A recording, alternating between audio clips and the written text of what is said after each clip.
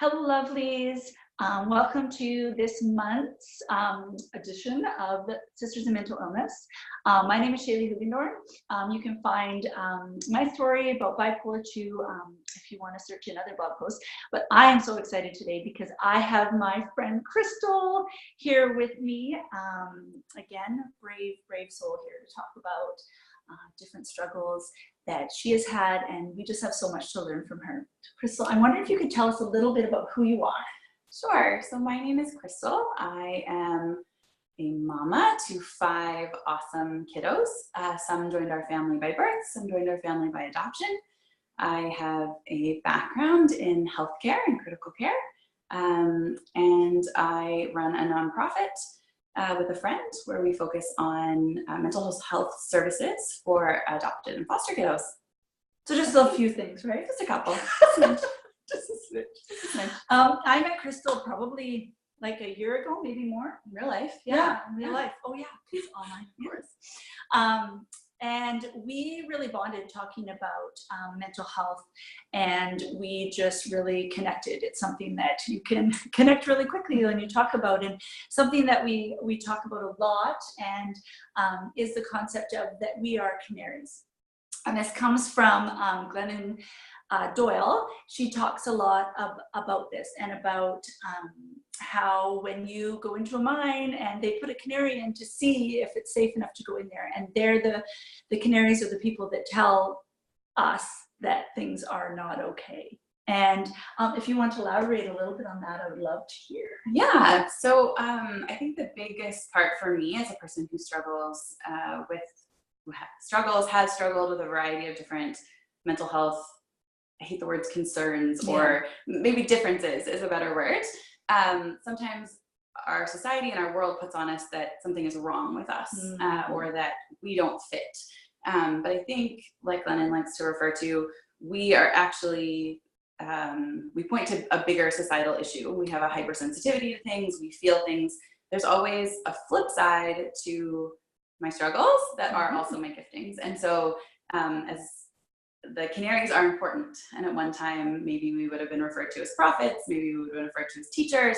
You and I have talked about too. At other times we would have maybe been referred to as hysterics or witches. So there have been good or bad things throughout society, and throughout the years we talk about mental health. But I think it's important that we have the conversation around that this is not always a disorder, or this is not just a set of tragic circumstances in my life, but there's also beauty in the ashes of this journey. Yes, I love that. Messy beauty, right? Messy beauty. Yeah, and I think that that's one of the main reasons that we're here, putting ourselves out there, because it's not the funnest topic to talk about, but we're here because we think it's important. And I think there's people out there, and we want to find our canaries, and we want to tell them that you are loved and that you belong.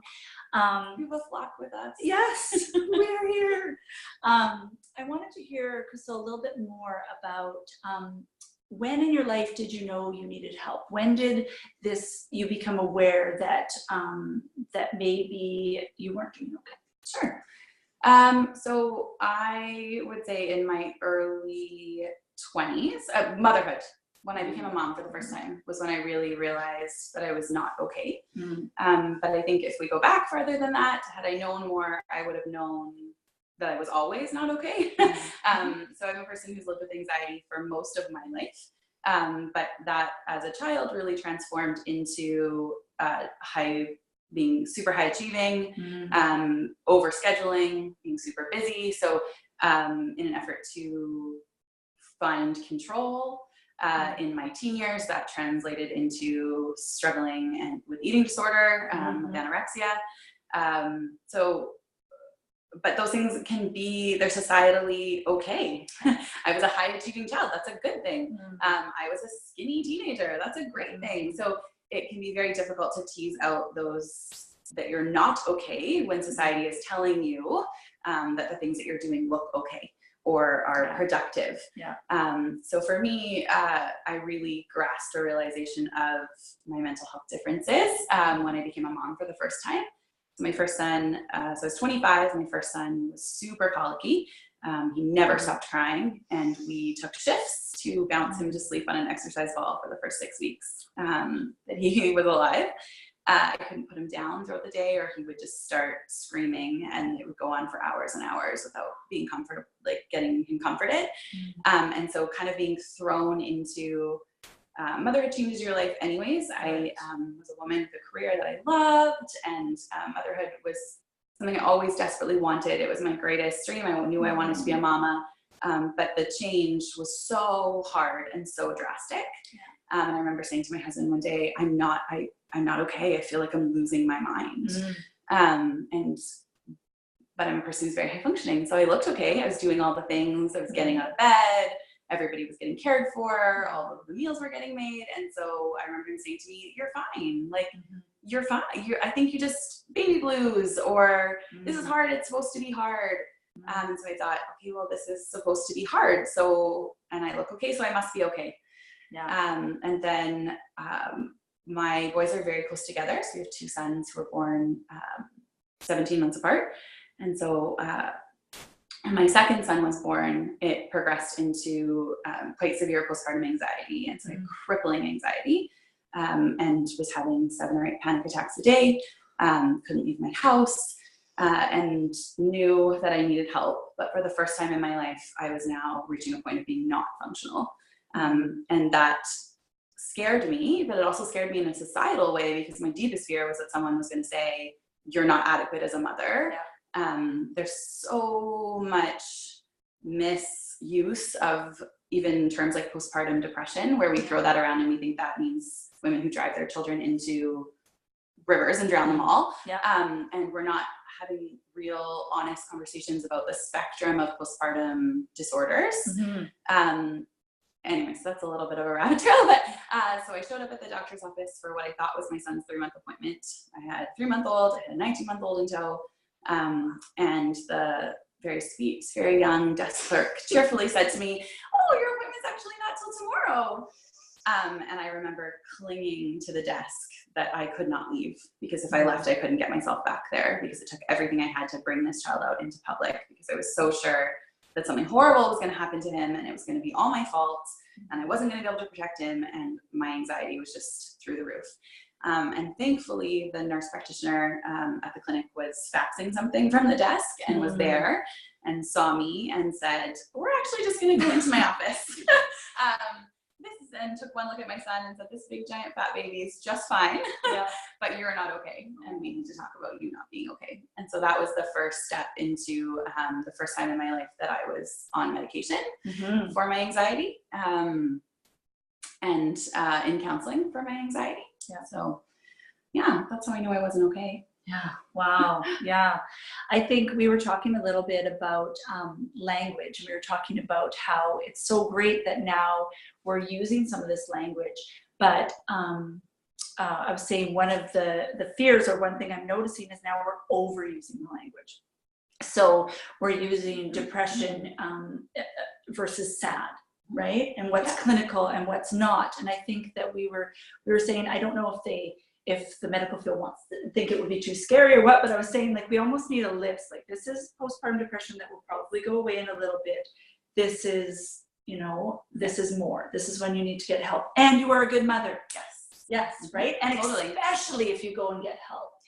Right? But I mean, it's a scary thing, especially, I don't know how you feel about this, but especially in the Christian world, where, sometimes it's motherhood is the goal, and you're glowing, and this is your life's calling almost. And I wonder, did you being a woman of faith, did you experience any of that? And so in the midst of all this, I was a pastor's wife.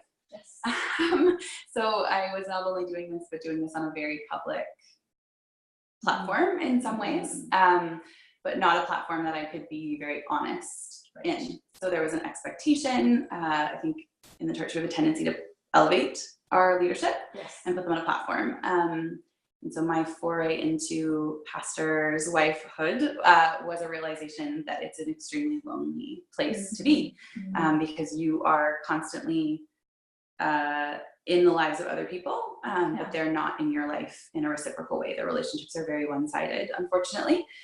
So that was difficult, I think, too, like you said, in the medical field, but also in the church. We don't like to talk about the spectrum of mental illness. I wish we would talk about the spectrum and all of this gray.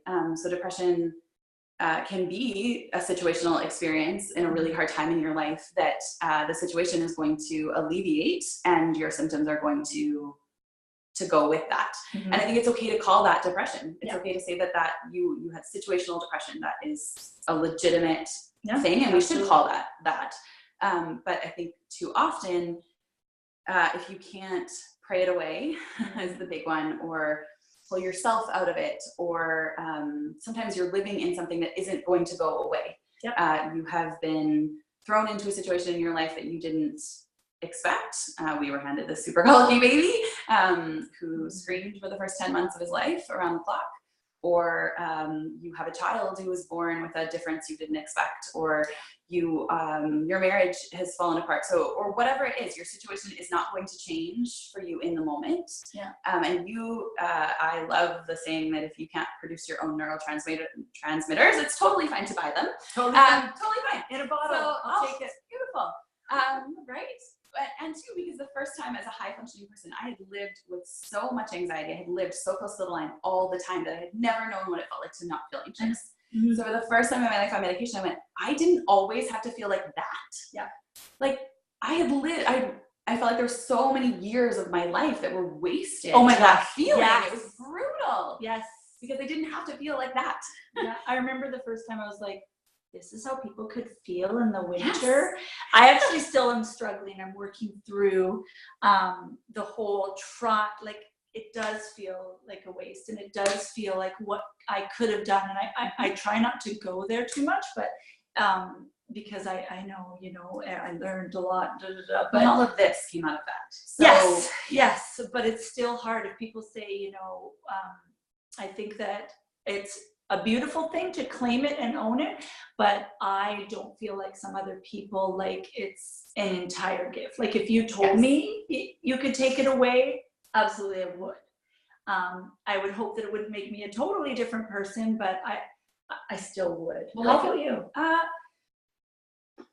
That's a hard one, because it's life would be a lot simpler without it, right?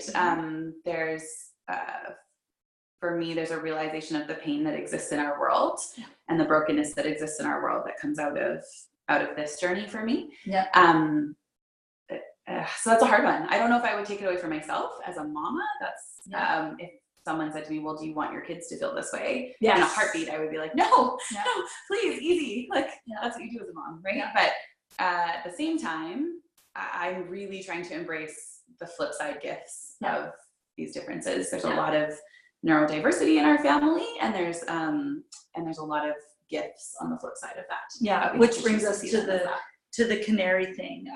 I think, and I just say all the time when I'm challenged about miracles or going to events about healing, about that, and I say, well, do I believe that I could be healed? Do I believe Jesus heals? Absolutely, I do. But what do we do in the meantime? We can't sit here, just waiting. But right? And then even, do you need to be healed? Exactly. Right? Does God even think that you need to be healed? Right. Or is this how you were created purposefully? So are you not being healed necessarily because healing's not what you need? Yeah. So, and that's a big one for me. I once heard a pastor talk about, so when Peter walks on water and Jesus, calls Peter out of the boat, and he gets out of the boat and steps and he walks on water, and the rest of the disciples stayed in the boat. And sometimes in Christianity, we have this idea that they were unfaithful and that they didn't step out of the water and they didn't have enough faith in God. But what if all that they could do was stay in the boat? They stayed in the boat. They didn't run away. They got in the boat in the first place. And they were hanging on, and they stayed in the boat. And maybe sometimes at certain seasons in our life, all we can do is hang on and stay in the boat. So good. And that's okay.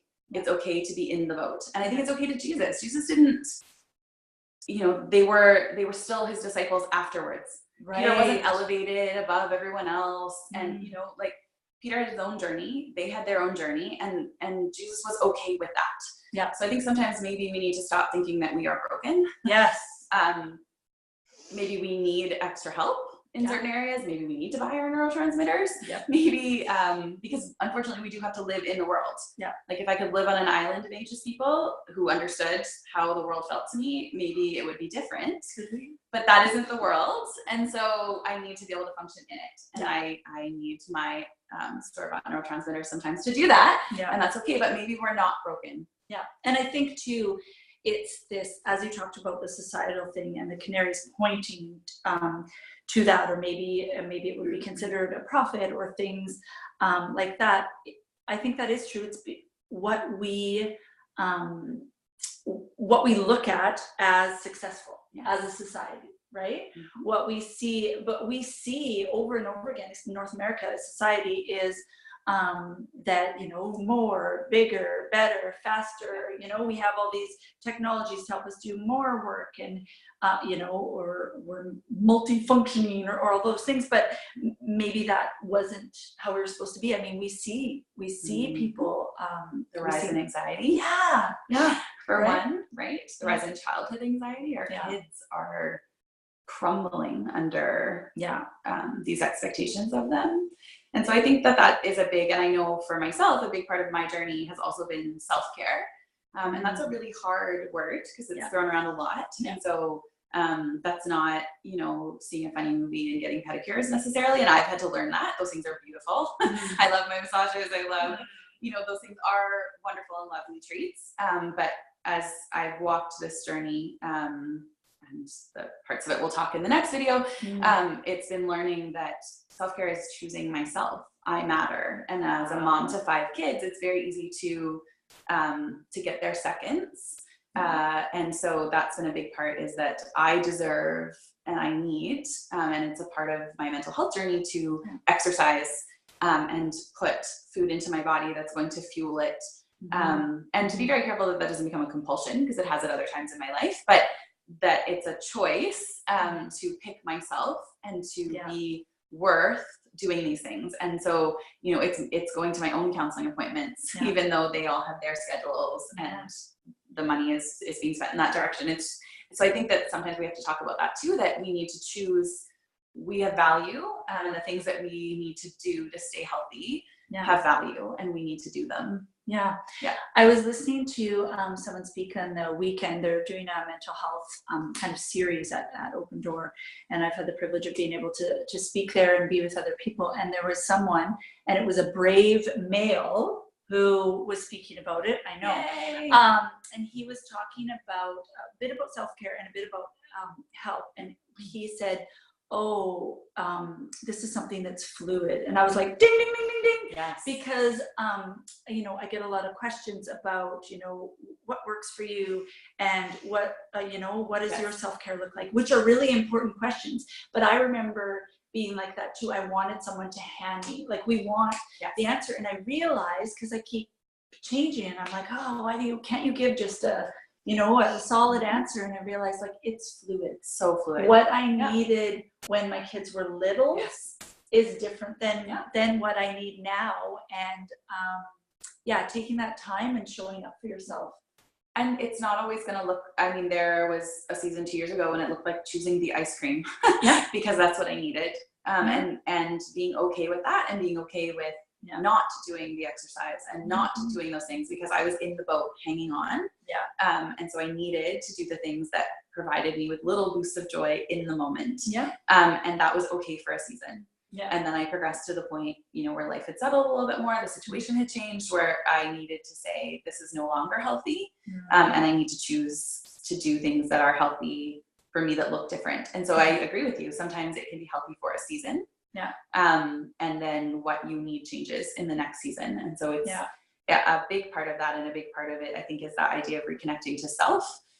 So Bessel van der Kolk, who's kind of the godfather of trauma work, and that's a big piece that we lose in trauma throughout our lives, is the connection to ourselves, and being able to listen to ourselves and what we need. So I think that's a big piece of this journey, is reconnecting to yourself and listening to what it needs and trusting yourself.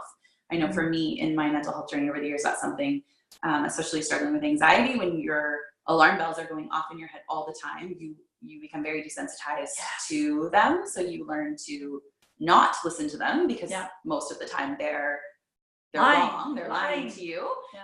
But the journey back from that is connecting to yourself in the things that you need to listen to. But it can be a long road.